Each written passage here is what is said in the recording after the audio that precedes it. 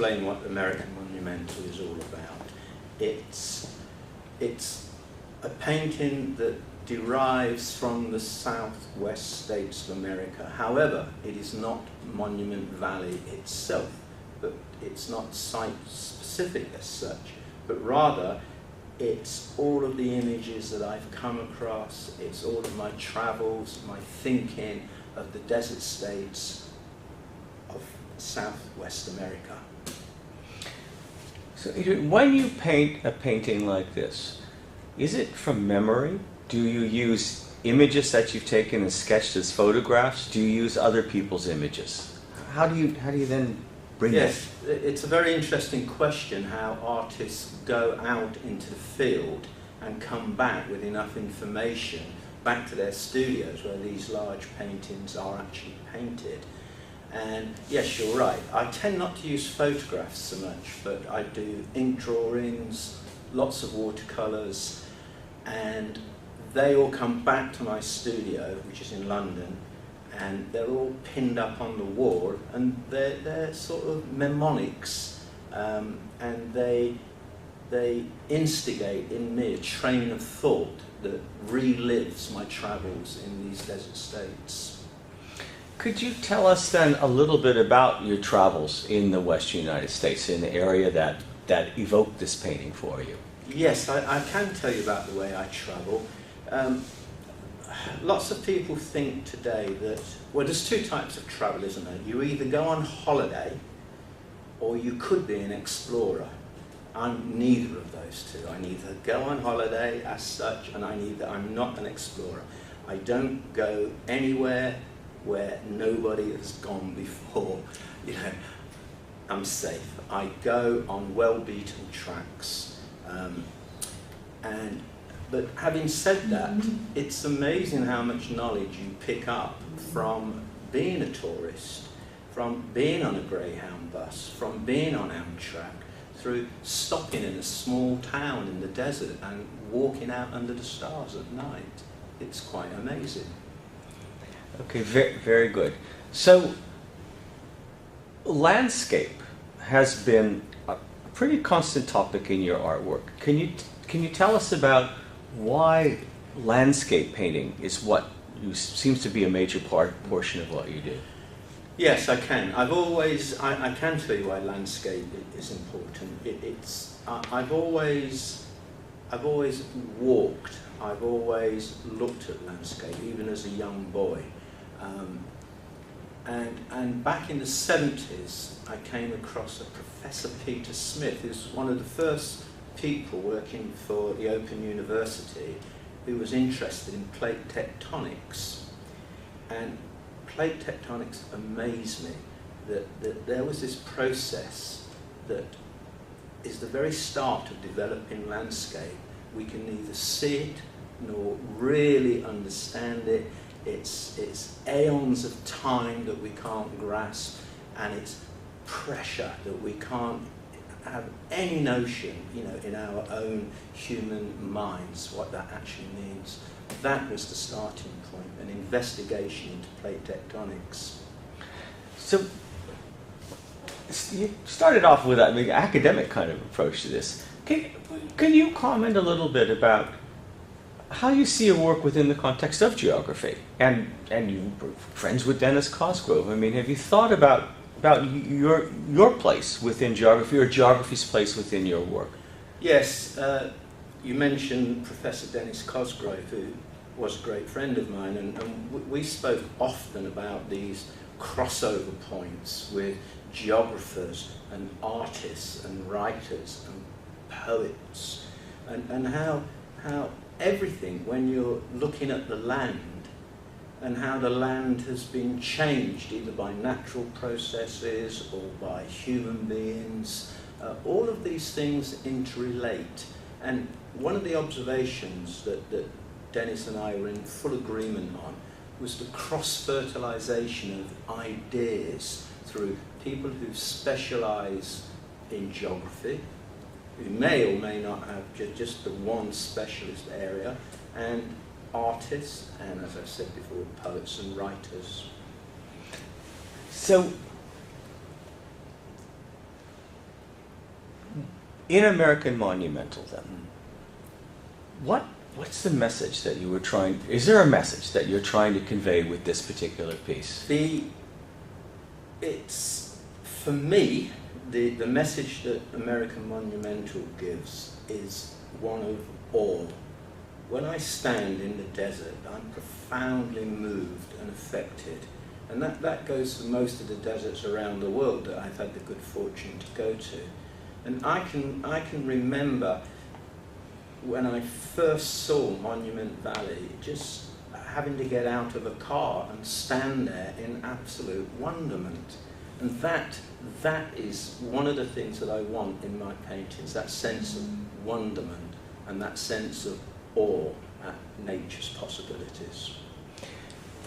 You're known for large pieces. I mean, monumental piece in and of itself. Could you speak a little bit about diptychs and the large paintings that you tend to... Yes, one of the reasons I paint large paintings is my old painting master said to me, you can't paint big, and I've been doing that all my life.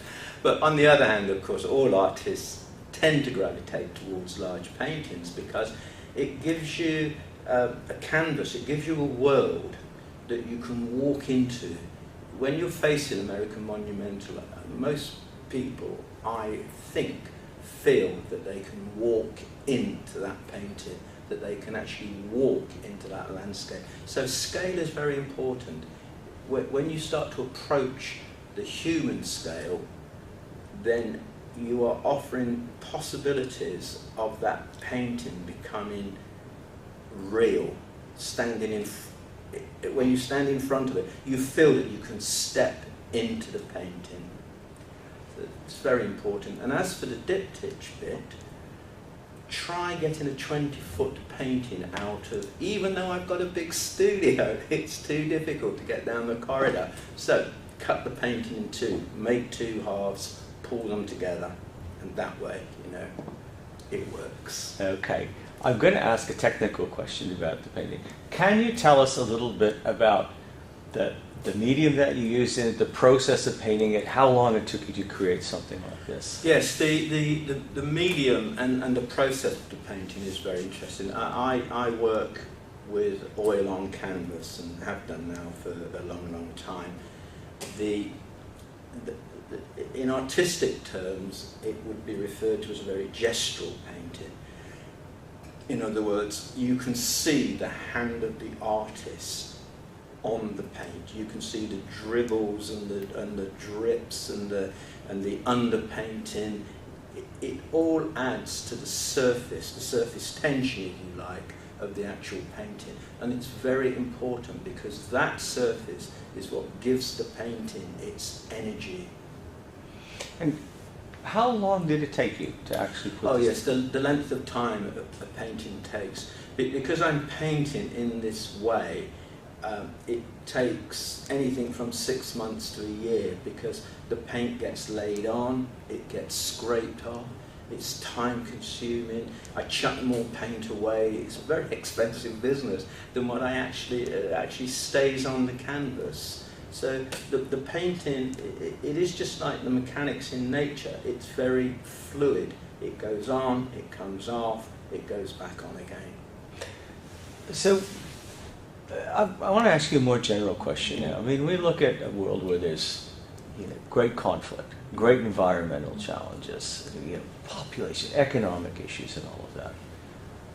Within the world, what is art going to do for us? Why is art so important?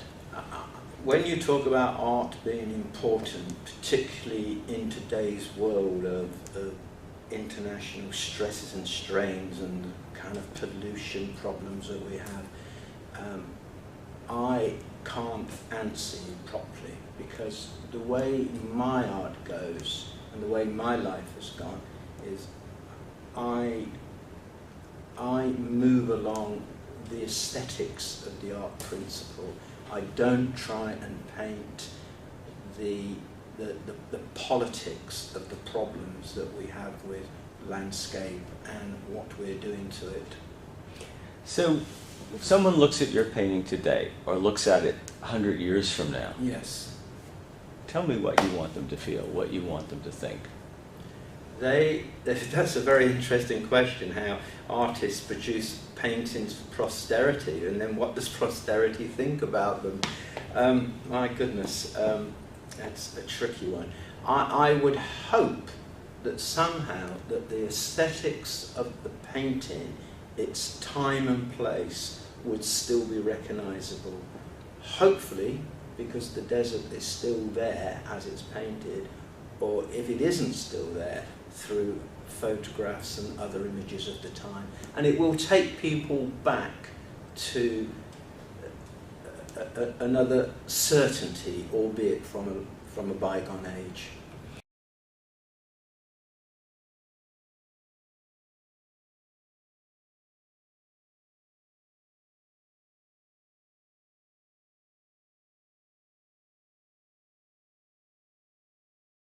When you introduced me to the Muir studio where we're sitting, and I saw my painting for the first time in 5 years, I was very, very moved.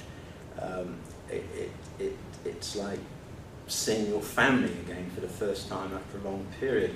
And I was also struck by the aptness of the studio the Muir studio specialising in the southwest states of America.